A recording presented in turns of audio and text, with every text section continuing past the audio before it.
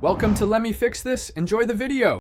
You start by holding the guitar correctly and getting it in tune so everything you play sounds intentional. Sit upright, rest the body on your thigh, and relax your fretting hand wrist. This gives mobility and reduces tension.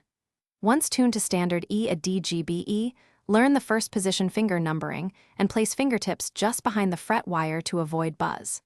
Practice a simple open E chord shape slowly, making sure each string rings clearly, and repeat short sessions to build accuracy.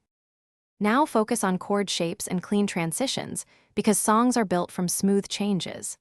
Learn E, A, D, and G and practice switching between each chord with a metronome set to 60 BPM. Slow is accurate.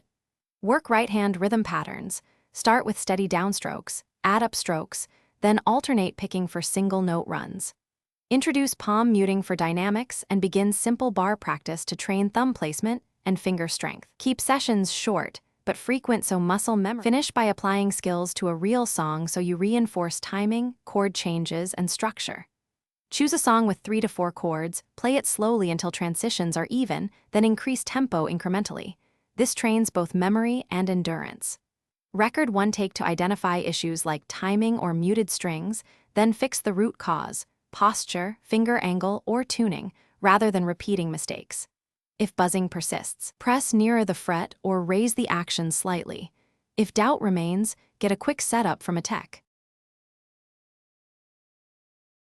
Thanks for watching. If you found this helpful, don't forget to like and subscribe.